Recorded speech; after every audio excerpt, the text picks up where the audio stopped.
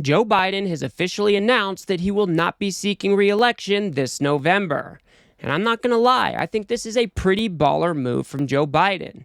After much deliberation, I'm sure, he decided that he might not be the best candidate to beat Trump in November. And instead of thinking about himself, he put his country first.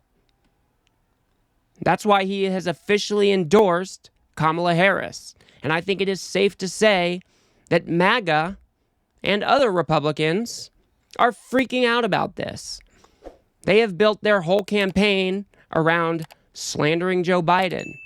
Now they need to find a way to pivot to attack Kamala Harris. So let's go ahead and take a look at what Stephen Miller had to say about this recent shift in campaign, trying to say that Democrats are now the threat to democracy.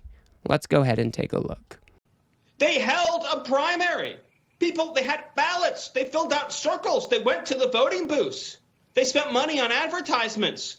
And as President Trump said, the Republican Party spent tens of millions of dollars running against Joe Biden. Now they just woke up one morning and said, never mind, we're canceling the entire primary. We're getting rid of our candidate, and we're pretending the election has never even happened, and we're going to let donors handpick a new nominee.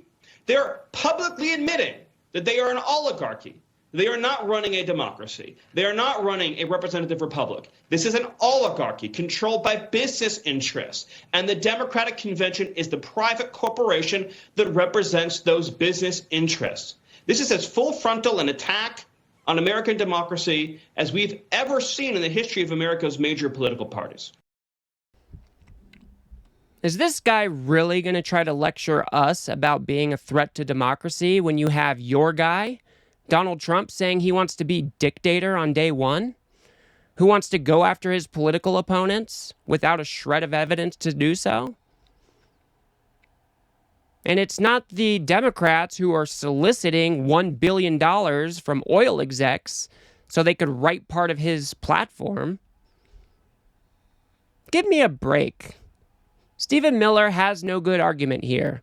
So he's just out there whining, trying to throw crap at the wall to see what sticks.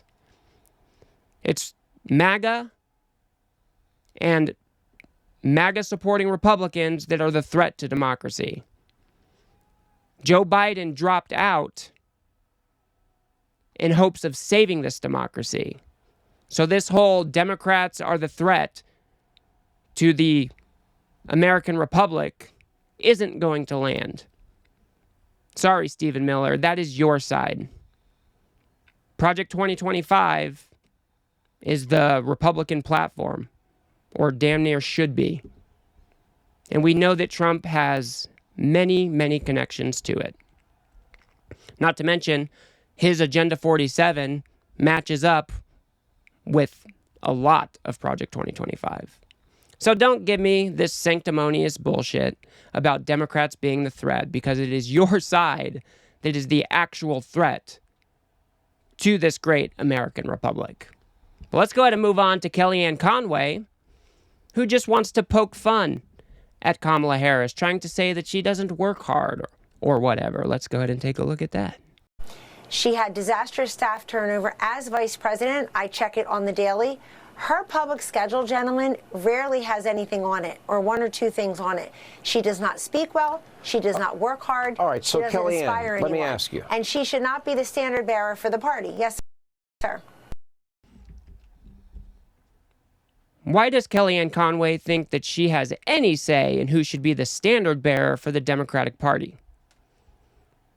You guys nominated Trump, for goodness sakes. This is coming from the same woman who tried to sell alternative facts to the American people. And now she wants to have a say in how Democrats run their side of the ticket?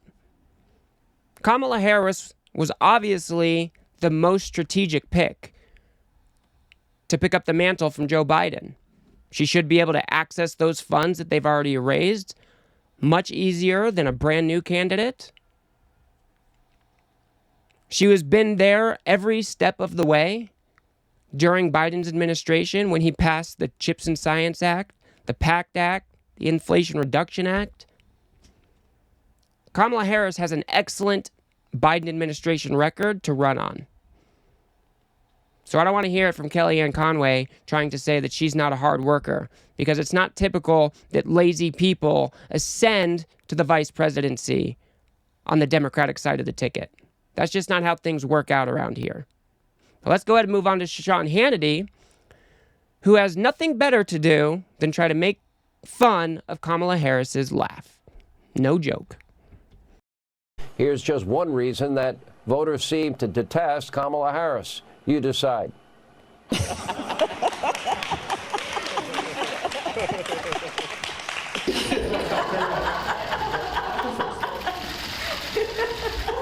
Okay, so. You are everyone here. We are special. You know, And is that a socialist or progressive perspective? No. I thought we were supposed to conserve things. I couldn't reconcile it. Now I can. Is this guy really serious? Is this the best you've got, Sean Hannity? You want to make fun of a black woman who laughs a lot? Get real, dude. This is so unserious. Why isn't there any better attacks against Kamala Harris? It's probably because they don't have much to go on. Kamala Harris, by all accounts, is an impressive woman. She was district attorney of San Francisco in 2004. She was then the attorney general of California in 2011. Then she was even elected to the Senate in 2016. She has more experience than Donald Trump ever had. Donald Trump has spent his time trying to screw over anybody he comes into contact with. He notoriously doesn't pay contractors that have already done work for him. This is the guy who ran Trump University, which turned out just to be a big scam. Come on. Kamala Harris will walk circles, run circles around Donald Trump. She is a superior candidate in every single way. And I'm sorry for Sean Hannity that a black woman laughing insults your precious heart so much. But I don't think anybody has made a clearer contrast than Kamala Harris herself. She cut a great ad in 2020 when she was running for president the first time, and she cut this ad against Donald Trump. So let's go ahead and take a look at the actual differences between Kamala Harris and Donald Trump. This will be a good reminder of what a huge difference there is between these two candidates. Let's go ahead and take a look. Sick of this? Well, think about this. He's a world leader in temper tantrums. She never loses her cool. She prosecuted sex predators. He is one. Grab him by the... She shut down for-profit colleges that swindled Americans.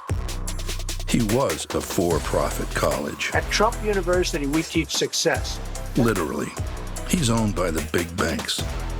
She's the attorney general who beat the biggest banks in America and forced them to pay homeowners $18 billion. He's tearing us apart. She'll bring us together.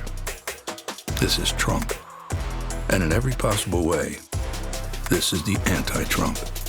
So if that's what you're looking for in your next president, there's really only one. Kamala. Wow. I don't think an ad has ever aged so well. And now that we know that Donald Trump has been convicted of 34 felonies, who's also facing indictments in several other states, a guy who was found liable for sexual assault, this ad, the prosecutor versus the criminal, it could not be more clear. These candidates are miles apart from one another. On one side, you have Donald Trump, the convicted felon, somebody who aspires to be a dictator. And on the other side, you got Kamala Harris, somebody who went after big banks, stood up for the little guy, and was right there every step of the way through the Biden administration's accomplishments. The choice could not be more clear. I do think this is a risky scenario.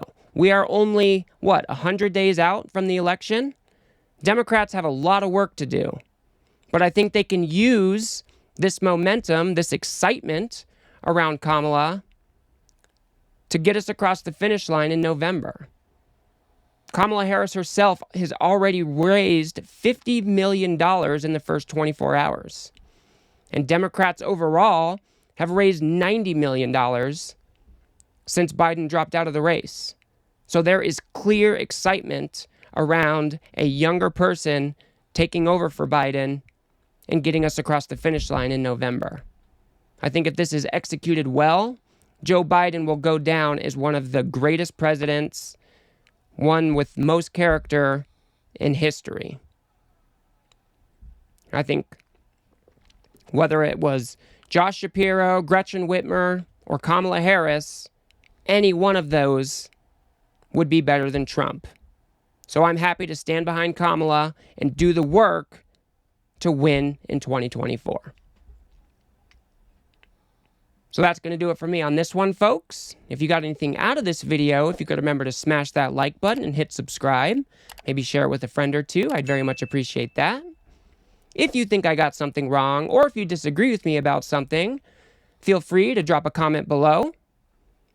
And if you want to learn why I think the Supreme Court is ruining America, go ahead and watch that video on the screen now. And I will see you guys on the next one.